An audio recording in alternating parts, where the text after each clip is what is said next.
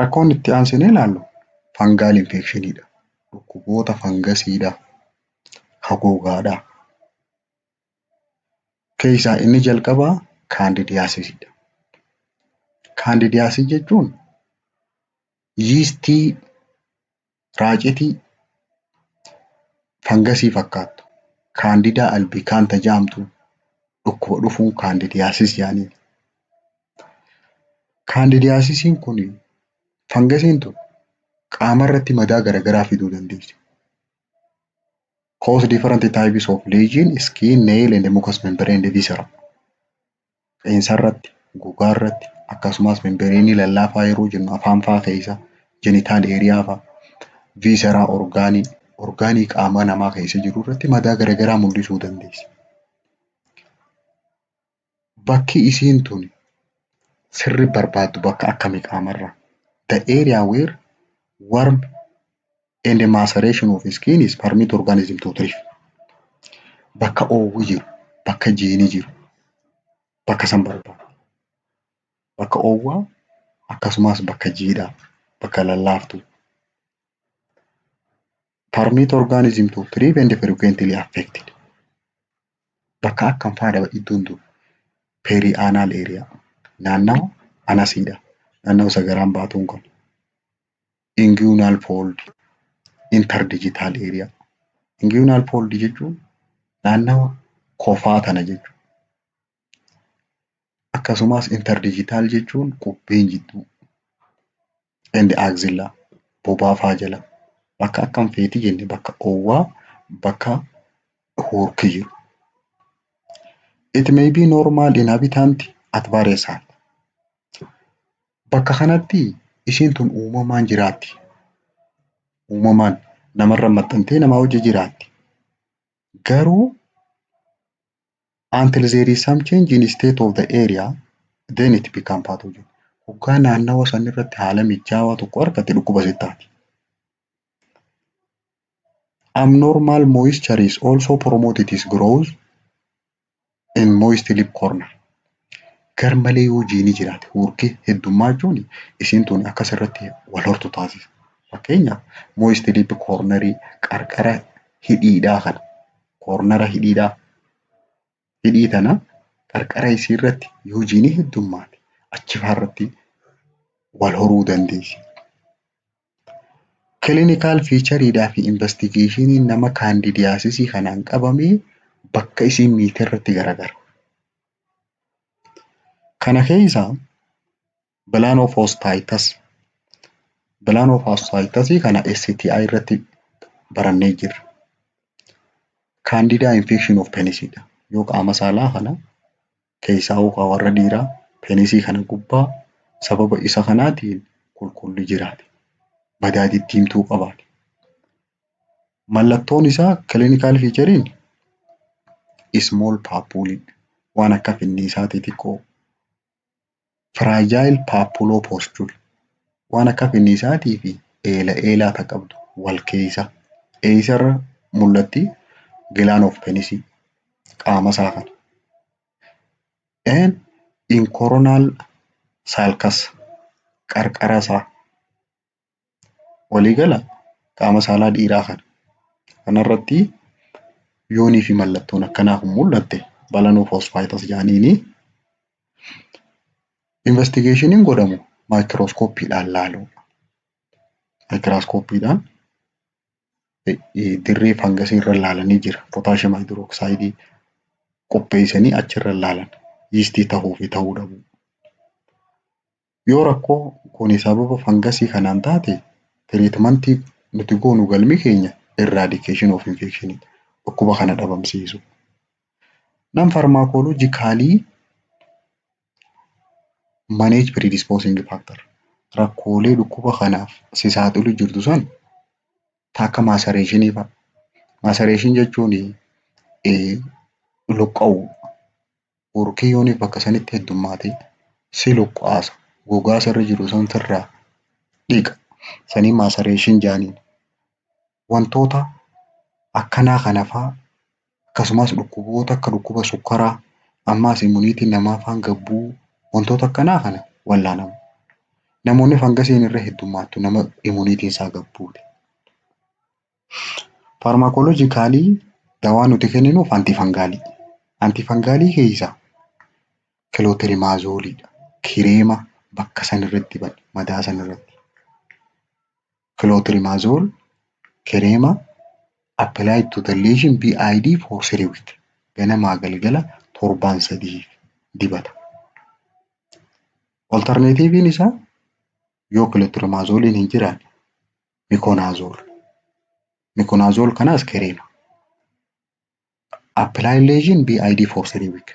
Ganamaa galgalatti godhanii torbaan 3. Inni biraa kaandidaa intertrigo. Intertrigo jechuun bakka qaamni walitti caccabuun jechuudha. Kaandidaa fangasii jechuudha. Dhukkuba fangasiidha kan bakka iddoo qaamni walitti caccabuun nama qabdu. The great fold of the body keessaahuu girooyinii fa'a. Naannawa mudaan muddiidhaa kana. Infiraamaamarii. Infiraamaamarii jechuun harma jalaa. Kabira aagzillaa. Aagzillaa jechuun naannawa bobaadhaati. Inni biraa iskirootomiidhaa fi perineal eeriyaadha. Naannawa qaama saalaa kana. It also affects the area between finger and the toe. Iddoo akka nama hubdi jenne naannawa gogaa walitti dadacha'u keessaahuu naannawa qubbeeniitii fi naannawa qubbeen harkaatii fi kan miilaa. Mallattoon nama kanarratti ati agartu red oozing band with whited macerated. Quba kana jidduu namarraa solloositi. Namarraa solloositeeti bitaa fi mirgatti waan jidduudhaa gogaan citee hafee mul'ata. And the scaly border of the affected fold. Amma yoo quba jidduu kosii miitu taate quba kana walakkaa tanaan gasidhu sirraa fixxeeti gamanaa gamanatti gogaan adaadii nama. Isolated flaccid satellite jaaniin iddoo kophaa qabdii akkasumas bakka filattuu qabdi. Bakka dukkana bakka gogaa walii jajallatu. Vesiculopostule when they break show Kolarowski. Dhuchaa qabdii yeroo ishiin sun dhoote bakkatti dhaabbattuu hin mul'ata. Adda ferii xumurarratti suuraa isiniif hin erga kaandidaa intertrigo. Investigationiin ati gootu maayikiraaskooppiidhaan laaluun. Kaayyoon nama kana wallaananiif objektiivii 3 qabdu. Tokkoffaa eradication of infectionidha. Dhukkuba sana dhabamsiisu. In those suffering of DM, treatment consists bringing diabetes under control. Nama dhukkuba sukkaraatiin rakkachuu jiru sukkara isaa san to'achuu. Maaliif namoonni dhukkuba sukkaraa qaban kaandidaa kanaan hedduu qabaman yoo jenne immuniitiin isaanii gad bu'a tokko. Lammaffaa sukkarri qaama isaanii keessatti ol ka'a. Iddoo isaan itti wal horuudhaaf filatan iddoo akkanaati. Nam farmakooloojikaalii wantoonni eeggamuu qabu. Avoidance of chronic exposure to moisture. Jiidha hedduu eeggachuu. Keessaahuu namoota miilli faan horu goggoifachuu qabu. Qubbeen miilaa san jidduu waan nyaattuuf. Farmakooloojikaalii dawaalee antifangaaluma jenne kana kunnaa. Antifangaalii kilootirimaazool takkaa mikonaazool. Kireema isaa kana itti dibu. Inni biraa kaandidaa paayiroonkiyaa jaaniin. Paayiroonkiyaa jechuun neel jechuudha. Qeensa jechuudha. Chronic inflammation of nail fold.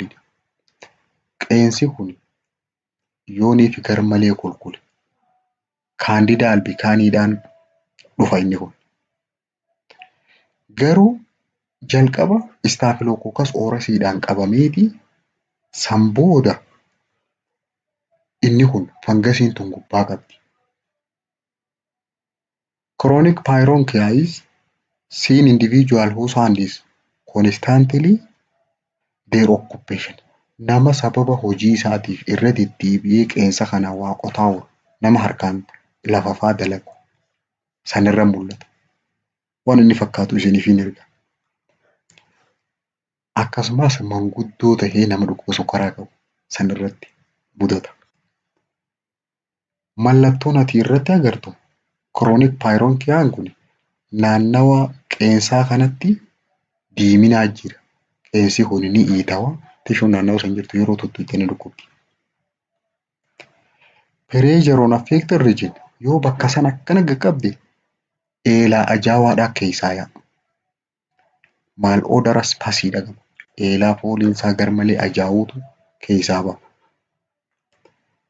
In chronic pyrongia yeroo dhukkubni kun itti cime kutikiliidhaa fi neel paaleetiin kun addaan wal gallakkisee qeensi kun irraa buqqa'ee ba'a. Qeensa kanaaf foon irraa buqqa. Akka nama dhagaaniif dhaheetti. Leaving the region between proximal nail fold and the nail plate is vulnerable to infection. Qeensi kun gubbaarraa yeroo buqqa'e wanni jala kanaan jiru dhukkubni dhufu biran kutu. It can be result of dishwashing. Amma gaa sababa wahiin waa dhiqanfaa qeensa kanaan irratti deebi'anii sababa qeensa kanaan waa qoqqotaa oolaniif nama dhufuu danda'a. Inni biraa finger suckingidha. Namoota qeensa quba kana afaan kaa'atanii deemaa oolan. Hogguu qeensa kana luugaa. Aggressively trimming cuticle. Garmalee gaffageessanii ofirraa murte ammas. Qeensa yeroo jirattu. And frequent contact with chemical. Amma keemikaala yoo harka kanaan tuttuqaa oolte si dhufuu danda'a. Investigationiin examinationidha. Microscopeidhaan. Treatmentiin nama kanaa godhamu kaayyoon tokkoffaan infekshinii san hir'isuudha. Nam farmaakooloojikaalii jiidha baqachuu qaba namtichi sun. Jiidha waan jaan. Chronic exposure to moisture is important prophylactic measureidha. Isa sanirraa ittisuun akka jiidhan tuyni. Farmaakooloojikaalii dawaan kenninuuf toopikaaliidhaan gubbaa sanirratti hadibnuuf antifangaalii jenna. Kilootrimaazol, mikonaazol. Warreen kana kireema isaa ganamaa galgala itti dibuu. Yookaan immoo siistamikii kan qaama keessaan fudhatu, kan afaaniin fudhatu. Parastilaayinii fulukunaazooli. Fulukunaazool miligiraama 200 hanga miligiraama 400tti waansi wiikilii torbaanitti yeroo takka fudhata. Dawaa kana torbaan 10f. Alternaatiiviin isaa itiraakonaazooli. Itiraakonaazoolii kana paalsidoozingidha. Miligiraama 200 ganamaa galgala torbaan tokko fudhata. For each 3 consecutive months. Baatii 3 walitti aananii. Kan akkamiin fudhata? Torbaan jalqabaa miligiraama 200 kana ganamaa galgala torbaan tokko fudhatee ammaas baatiitti aantu jalqaba isaa torbaan tokkoof dawaa kana fudhatee ammaas baatiitti aantu akkasitti for 3 consecutive months jechuun akkam. Inni biraa genital candidiasisidha. Genital candidiasisii vulvo vaginitis STI jala ilaallee jirra. Yeroo biraa gynecology section jalatti illee ni ilaalla.